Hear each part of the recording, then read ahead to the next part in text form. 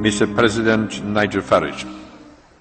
Mr Barroso, the recent WikiLeaks storm has led to mixed feelings, with some people saying, well, transparency is good, and others saying perhaps they'll damage international diplomacy. But I was particularly amused by the references to you in WikiLeaks, where it talked about your trip to Russia and the fact that you were ignored and excluded, and the Russian view from upon high that you were nothing more than a glorified international civil servant. Well, Mr Barroso, remember, we've discussed this before here, and I've pointed out to you again and again that you have not been directly elected by the people, and you therefore have no real legitimacy.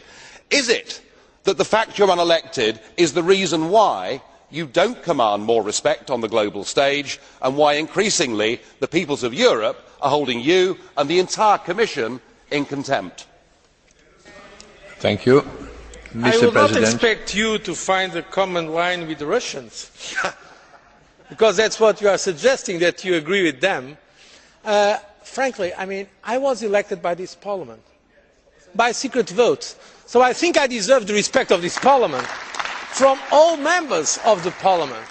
And I think in the European Union of democracies, 27 democracies, it's a reasonable way to elect a President of the Commission, because we are not a state, precisely, and I am sure you will not be in favour of a European unified state. Since we are not a unified state, it is not a direct election of a President of the European Union. We do not have that. We have a President of the Commission. You may like it or not. I like him more than you, but okay. But in fact, I have been elected by this Parliament, and there is a President of the European Council that was designated by the heads of state and government. This is the way we are. I think it is a democratic way of handling the diversity of the European Union, and I think that if others do not respect our institutions, at least I hope the members of the European Parliament will respect the institutions we have in the European Union. Additional question. Well, Mr Barroso, I enjoyed that enormously.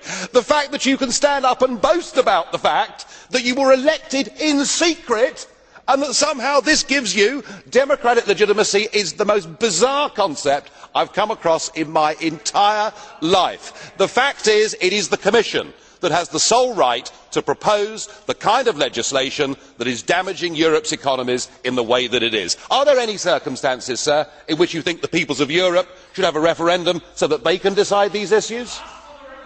Thank you. Thank you very much. Mr. President, well, colleagues, please.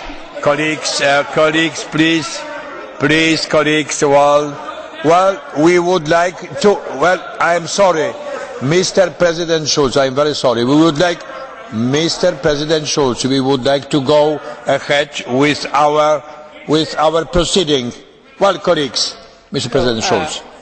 Well, please, it's a parliament, and Mr. President Barroso now is the election in the Parliament starting. Was an open election, but in fact, as you know, it is considered, at least by many, that the most free election is one when people can take decisions secretly, each member of the Parliament. By the way, systems usually secret votes are not allowed precisely because of the pressure on individual freedoms. This is the first point. Secondly, regarding referendum, constitutional and democratic theory admits referendum and also representative democracy. By the way, it was Britain probably the country that has done most for representative democracy. It is a perfect legitimate way of deciding in a democracy is by representative democracy. The role of parliaments, be it national parliaments or European Parliament, is immensely important in democracy, and I personally believe that some comments against representative democracy do not reflect the real democratic mind when they are made sometimes so negatively about representative democracy. Thank you very much. Mr.